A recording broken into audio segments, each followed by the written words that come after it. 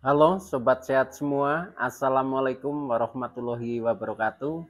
Salam jumpa kembali dengan saya Sugito di channel Berbagi Sehat. Channel edukasi dan motivasi seputar asam lambung, GERD, anxiety psikosomatis berdasarkan pengalaman saya sebagai orang yang pernah menderita asam lambung, GERD, anxiety psikosomatis dalam waktu yang cukup lama.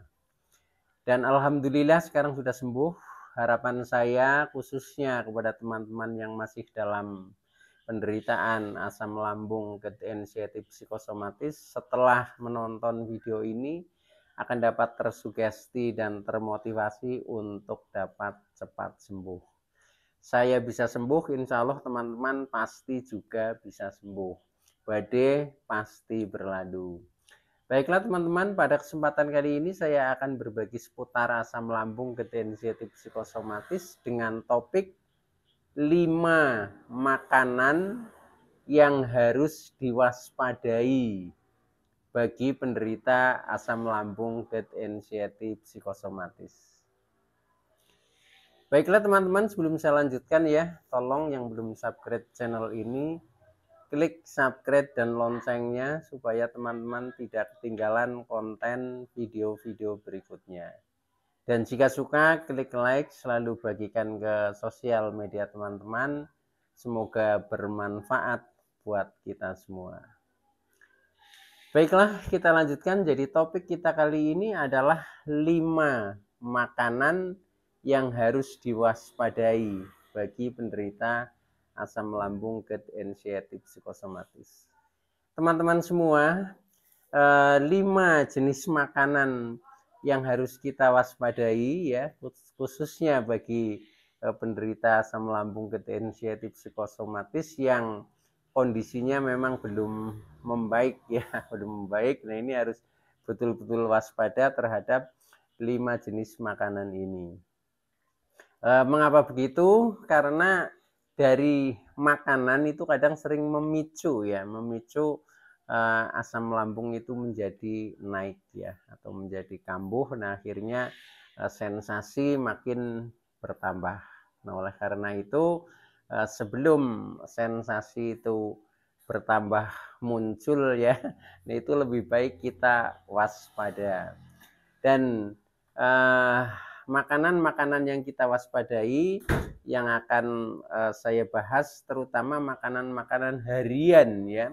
Harian yang sering kita jumpai gitu. Jadi sebenarnya banyak sekali tapi khususnya yang pokok-pokok yang harian sering kita jumpai. Nah, inilah ya yang harus kita lebih waspadai. Mungkin banyak sekali jenis makanan yang harus kita waspadai, tetapi ketika makanan itu kita saja nggak pernah memakannya, nggak pernah menemukan itu, ya kita nggak perlu ini apa mewaspadai hal itu ya. Nah, ini terutama yang secara harian memang sering kita jumpai, bahkan hampir tiap hari kita ketemu dengan makanan ini. Nah, mengapa makanan-makanan ini perlu diwaspadai? Karena dengan makan yang tepat ini bisa menjadi obat ya. Akhirnya akan mempercepat proses kesembuhan penderitaan asam lambung, GERD, anxiety psikosomatis. Akan tetapi ketika makanan itu tidak tepat, maka sebaliknya bukannya menjadi sembuh tapi malah kondisinya menjadi semakin terpuruk seperti itu. Nah, oleh karena itu sekali lagi ya kita harus waspada dalam menentukan makanan. Nah, baiklah teman-teman, jadi beberapa makanan ya yang harus kita waspadai ya atau kita hindari ya, gitu kita hindari. Di antaranya satu ya, satu ini makanan yang asam-asam. Makanan yang asam-asam ini hampir tiap hari kita jumpai. Contohnya ya, kalau di dalam buah misalkan ya, yang pokok sekali misalkan jenis jeruk yaitu semuanya asam. Akan tetapi sebenarnya ketika jeruk itu rasanya manis ya, sudah matang betul, sebenarnya makan juga nggak apa-apa ya. Tetapi walaupun buah bukan jeruk yang lain ya, tetapi masaknya itu kurang ya, kurang masak buahnya karena mungkin dipetik masih agak muda.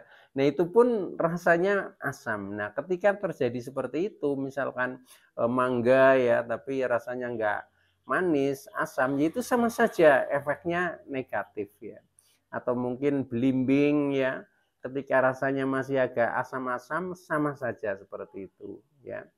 Atau mungkin di sayuran ya, kita sering menemukan kadang istilahnya sayur asem ya. Nah itu juga asam karena bumbunya memang pakai buah asam itu, asam abang istilahnya itu yang dipakai untuk bumbu itu. Nah itu juga sama saja. Maka dari itu ketika makan segala sesuatu itu kita istilahnya incip-incip dulu ya, kita cicipi dulu. Kalau memang rasanya asam ya ini apa, kita waspadai. Artinya kalau bisa dihindari, kalau misalkan tidak bisa menghindari, ya kalau toh makan itu porsinya sangat kecil ya, sangat sedikit. Itu tidak apa-apa ya. Tetapi kalau kita punya mindset kita tidak boleh makan ini ya. Nah itu nanti ketika kita terlanjur makan nanti jadinya kita cemas ya. Nah cemas itu juga akan menaikkan asam lambung. Oleh karena itu cukup kita waspadai ya, kita hindari dan kita atur porsinya. Intinya begitu teman-teman ya. Tetapi itu disesuaikan dengan sensitivitas dan tingkat penderitaannya ya. Kalau memang sudah agak membaik ya, misalkan makan sedikit, ya sedikit asam juga nggak masalah ya. Tetapi untuk yang masih dalam kondisi serius, masih sensitif lambungnya atau perutnya, nah itu lebih baik kita waspada untuk dihindari. Oke ya, jadi yang pertama itu adalah makanan asam-asam. Kemudian yang kedua adalah makanan yang berlemak tinggi ya. Berlemak tinggi atau berminyak ya. Nah, yang berlemak tinggi contohnya daging merah ya, daging merah misalkan daging kambing, daging sapi, daging-daging yang berkaki empat ya. Nah, itu kecenderungannya lemaknya lebih tinggi sehingga kadang lambung kita sensitif dan akhirnya menaikkan asam lambung itu ya. Selain itu juga tidak mesti dari daging ya, contohnya dari yang berminyak ya, contohnya goreng-gorengan ya. Goreng-gorengan ya hindari dulu kalau memang kita lambung kita masih sensitif. Tapi kalau misalkan sudah agak membaik ya boleh incip-incip ya, paling makan katakanlah satu itu nggak apa-apa itu. Jadi sebenarnya yang mengetahui kita bisa makan atau tidak itu adalah diri kita sendiri ya. Jadi kalau saya dulu sering nyoba-nyoba ya, nyobanya sedikit dulu itu. Kalau sudah nyoba kelihatannya aman, oh berarti tidak masalah. Tapi juga tetap waspada, artinya kita membatasi porsinya itu. Nah syukur kalau bisa, kalau ada makanan alternatif lain, nah kita makan yang lain saja yang lebih aman seperti itu.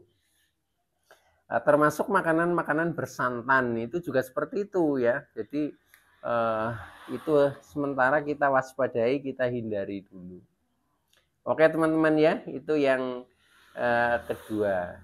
Nah kemudian untuk makanan yang ketiga adalah makanan yang pedas teman-teman ya. Pedas ini kalau pengalaman saya dulu ini paling sensitif ya. Jadi lambung saya paling nggak kuat ketika pedas itu. Nah, ini sampai dengan sekarang saya ini menjadi berubah ya, berubah untuk pedas ini saya misalkan ada sambal itu hanya saya sentuhkan sedikit aja. Sekalipun ngambil juga sedikit ya, nggak seperti dulu ketika belum terkena asam lambung ya, biasa sambal ambil ya 1 sendok penuh misalkan seperti itu ya. Nah ini artinya waspada, jadi makanan itu harus kita waspadai. Nah makanan yang pedas itu contohnya yang pertama sambal ya, dari cabai lah, dari cabai. Tapi sebenarnya tidak hanya pedas dari itu, termasuk pedas dari lada ya. Lada itu banyak misalkan di masakan-masakan sop itu kadang juga ada ya. Nah itu juga kita harus waspada kalau kita kelihatannya kan bukan cabai tetapi rasanya pedas itu sama saja. Termasuk jahe ya.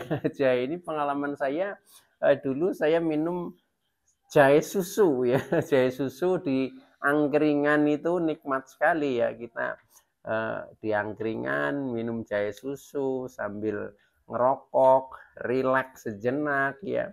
Memang nikmat banget, tapi setelah itu waduh perutnya langsung kembung, begah, pokoknya nggak nyaman ya. Nah ini setelah saya ingat-ingat ternyata dari jahe susunya itu. Nah maka dari itu jahe itu kan pedas endingnya, itu sama aja ya. Kalau bisa ya kita waspadai, kita hindari dulu ya gitu.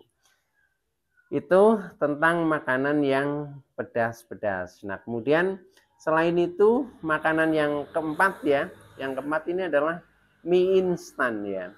Mie instan selain itu bahannya juga dari tepung terigu lah katakanlah ya. Nah itu banyak karbohidrat tinggi ya. Nah itu juga terutama bumbunya ya. Nah, bumbunya kalau kita membuat mie instan itu juga di situ seringnya ada pedas-pedasnya ya. Soalnya kalau kita makan mie instan tidak pedas juga kurang enak ya. Ada pedasnya, ada asamnya, contohnya sausnya ya, ada minyaknya. Nah, itu komplit ya. Maka dari itu untuk mie instan itu sebaiknya juga kita waspadai, kita hindari. Itu akan lebih aman itu teman-teman ya. Tuh. Nah kemudian yang terakhir ini yang kelima ya, makanan yang kelima ini minuman ya. Minuman yaitu yang sering kita konsumsi harian ini adalah kopi dan teh ya. Nah kopi selain mengandung kafein ya, kopi itu juga ketika perut kosong, lambung kosong itu sifatnya mengikis lambung. Nah, oleh karena itu ini sangat ini apa sensitif di lambung. Selain menaikkan asam lambung juga efeknya ini lama-lama nanti jadi terkikis lambungnya. Nah, akhirnya menjadi masalah. Itu terutama kopi. Dan pengalaman saya dulu pertama kali saya terkena mah istilahnya dulu ya. Nah, itu yang paling paling menonjol saya ingat itu adalah kopi ya, karena saya maniak kopi ya. Maniak kopi sambil ngerokok yaitu nikmat sekali memang ya. Nah itu ketika pagi ketika saya mau berangkat bekerja, saya belum makan apa-apa itu udah yang penting ada kopi itu, ada kopi ngerokok. Nah setelah itu berangkat, nah nanti artinya kan lambungnya masih kosong tapi hanya minum kopi. Nah itu dalam waktu yang panjang ya bertahun-tahun seperti itu. Nah akhirnya efeknya terkena mah atau lambung lah itu, yang akhirnya berkembang menjadi asam lambung ketensiatif psikosomatis itu.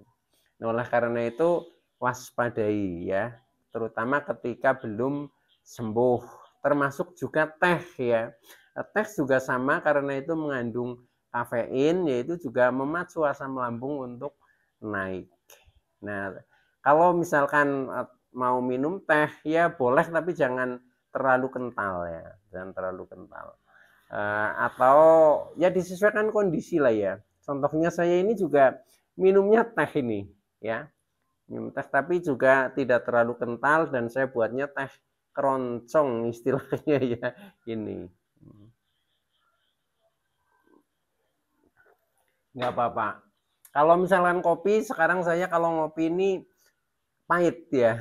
Pahit, nggak saya kasih gula, tapi justru saya kasih garam sedikit. Itu juga aman. Aman dan rahasianya untuk minum kopi saya harus sudah makan. Sudah makan, sudah terisi, kita minum kopi lagi nggak apa-apa. Oke ya teman-teman, termasuk masih banyak minuman yang lain seperti yang bersoda ya, termasuk minuman yang asam-asam juga banyak ya, seperti sekarang kan misalkan ada minuman itu jus ya, ini itu kan banyak buah yang asam itu. Nah, termasuk juga minuman yang es lah ya, dingin-dingin itu juga kurang bagus. Nah, oleh karena itu harus kita waspadai sendiri teman-teman ya, gitu. Oke, kiranya itu dulu ya teman-teman. Mudah-mudahan bisa menjadi referensi di dalam kita berjuang mencapai kesembuhan dalam penderitaan asam lambung ketidaksensitif psikosomatis. Semoga teman-teman yang masih dalam penderitaan akan cepat sembuh. Oke, terima kasih ya. Kurang lebihnya mohon maaf. Saya Sugito dari channel Berbagi Sehat. Saya bisa sembuh, insya Allah teman-teman pasti juga bisa sembuh. Badai pasti berlalu. Oke, wassalamualaikum warahmatullahi wabarakatuh.